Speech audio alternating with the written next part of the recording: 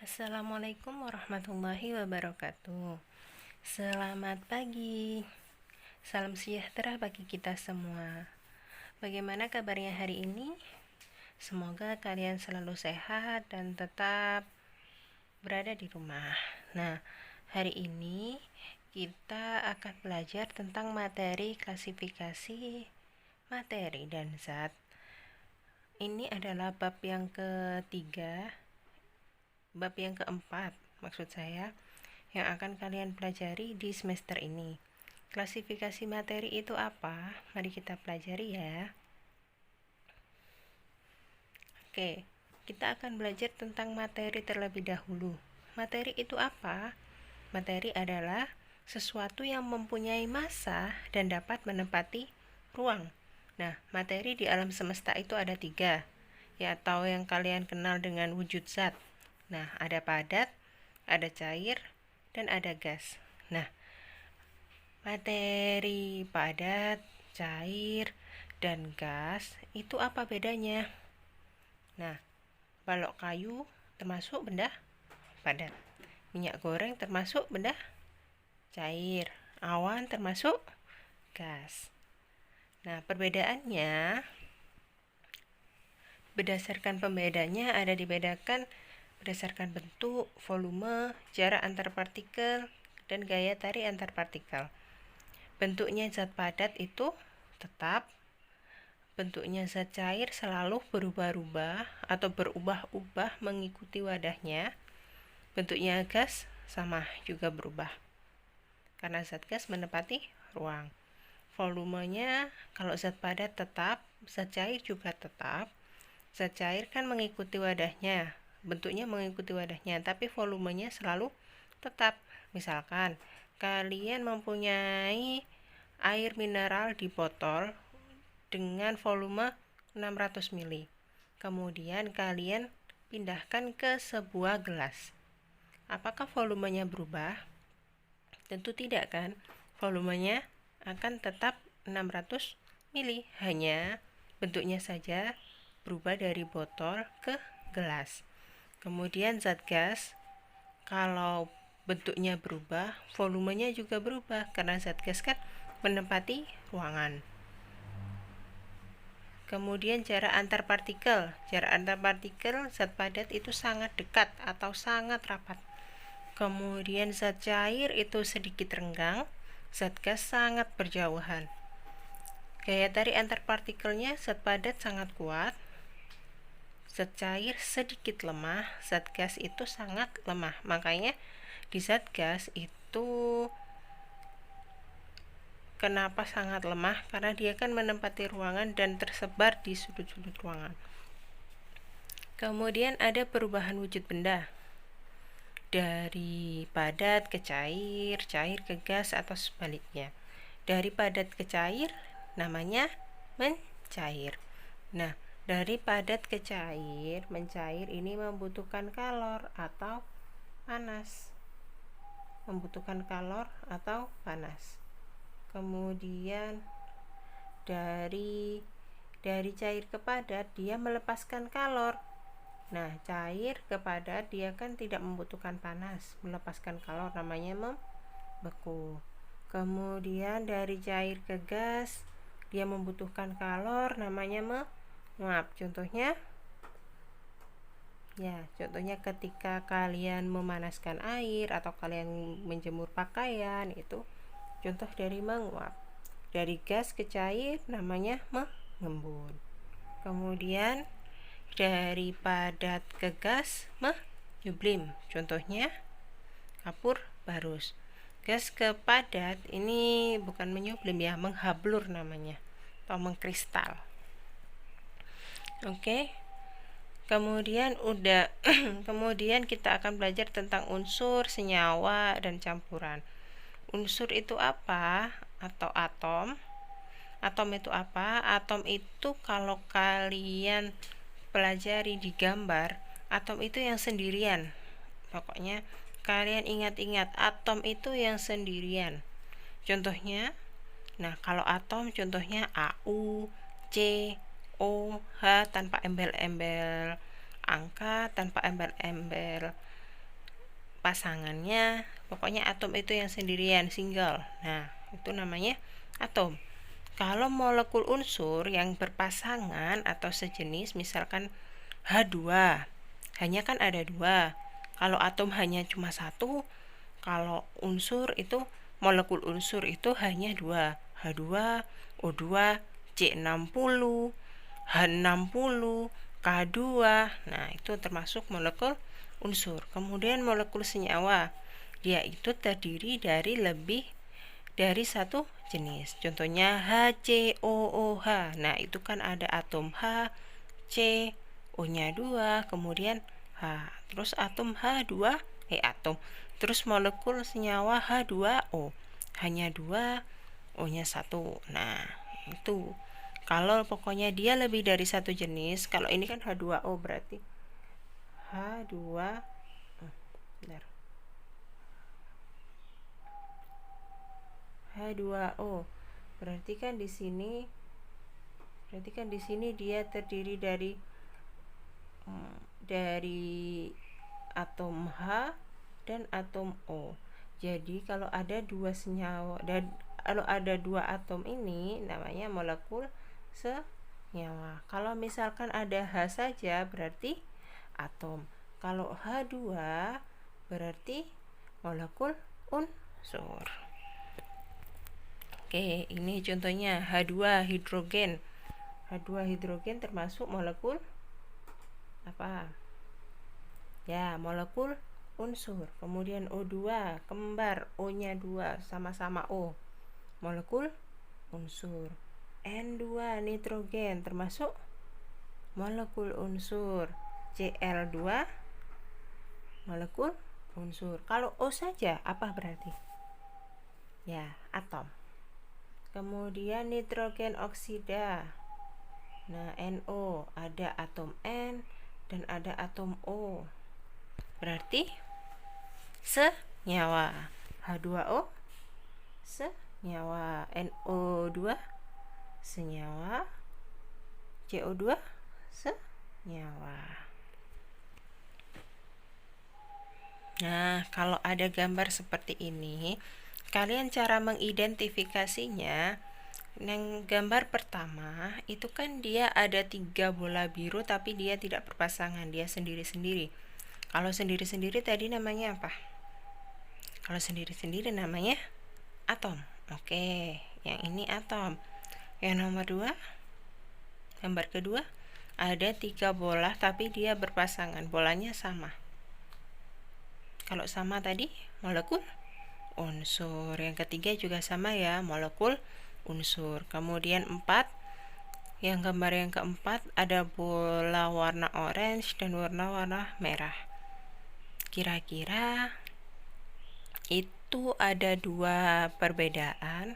Kira-kira dia termasuk molekul unsur, molekul senyawa, atau atom atau campuran? Ya, molekul senyawa. Sama juga dengan yang nomor 5. Ya. Kemudian ada namanya perbedaan unsur, senyawa, dan campuran. Dalam keadaannya dibedakan dengan zat penyusunnya, sifat, dan proses. Kalau unsur, penyusunnya disusun oleh zat murni atau zat tunggal, tidak dapat dipisahkan secara kimia biasa. Jadi kalau unsur itu tidak dipisahkan secara biasa melalui proses-proses reaksi kimia yang sudah tingkat lanjut.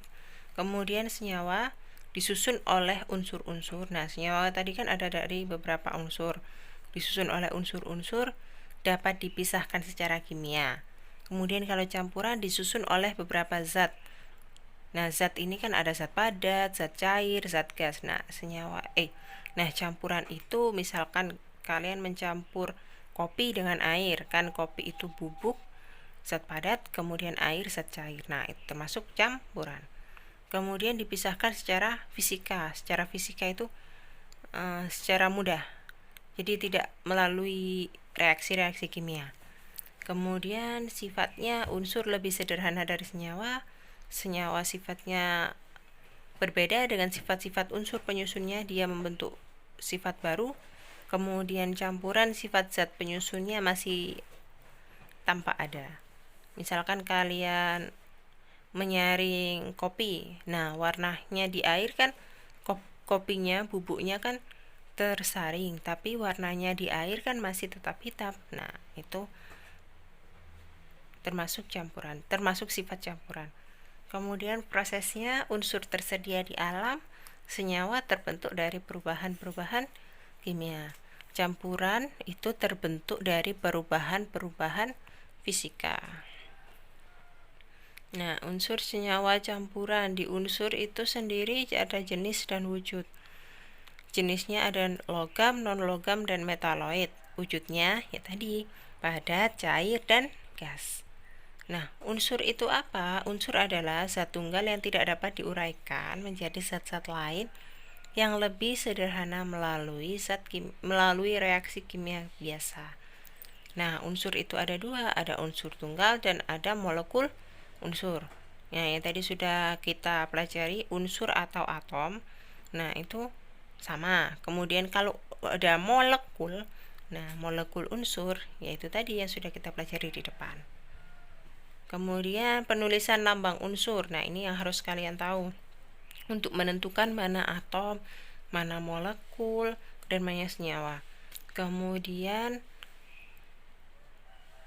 penulisan lambang unsur yang pertama menggunakan satu huruf kapital. Jadi satu huruf kapital, misalkan nitrogen kan N, kemudian karbon C, selalu diawali dengan huruf kapital atau huruf besar. 2. Jika menggunakan dua huruf, itu untuk menggunakan satu huruf yang nomor pertama. Kalau ada dua huruf, misalkan natrium Na, nah yang pasti yang depan adalah huruf kapital, kemudian diikuti dengan yang belakang huruf kecil. Nah, jadi itu termasuk satu atom. Jadi NaCu ini termasuk satu atom. Kemudian jika menggunakan dua huruf, huruf pertama harus ditulis kapital, huruf kedua atau huruf khas ditulis dengan huruf kecil. Pokoknya cirinya kalau dia satu atom, kalian identifikasi misalkan dia ada berapa atom. Nah, kalian cari huruf kapitalnya. Kalau diikuti huruf kecil berarti dia termasuk satu atom. Kalau ada dua huruf besar, misalkan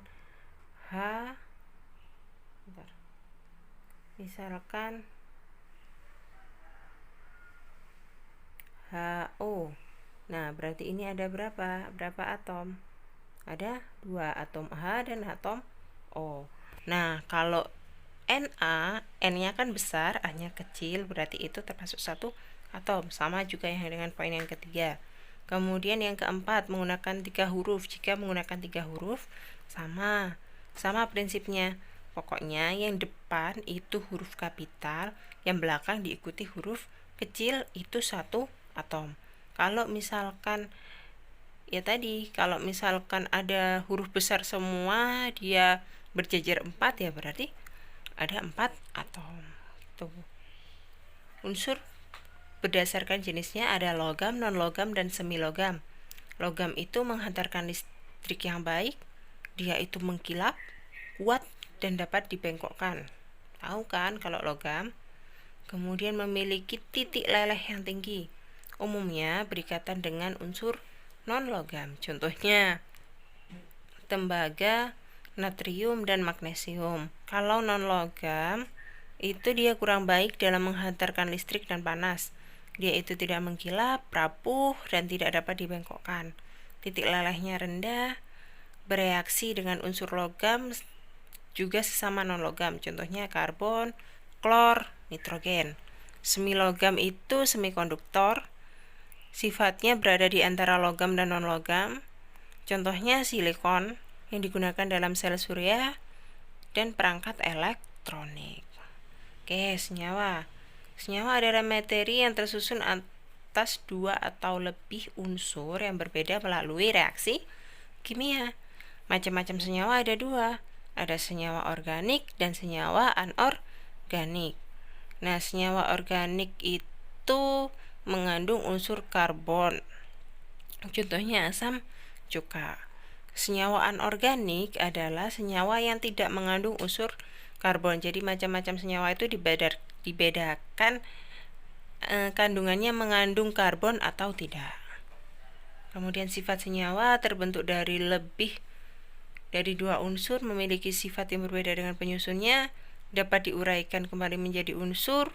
Unsur penyusun memiliki perbandingan yang tetap, pembentukannya memerlukan atau melepaskan energi. Kemudian campuran, ada campuran zat gas dengan gas, padat dengan padat, dan padat dengan cair. Ada zat gas dengan gas, itu massa jenisnya kecil. Contohnya udara. Di udara kan ada O2, ada N2, dan gas lain. Kemudian zat padat dengan padat, dia memiliki kerapatan yang tinggi, tersusun atas perpaduan logam. Kemudian padat dengan cair, campuran homogen dan heterogen. Oke. Nah, sampai sini dulu pembelajaran kita pada pagi hari ini. Kemudian kalian mengerjakan seperti biasa yang ada di Google Classroom. Kalian fotokan dan kalian kumpulkan. Kemudian kan kalian bisa melihat nilai kalian di akun Google Classroom kalian masing-masing. Di situ sudah ada keterangan nilainya berapa.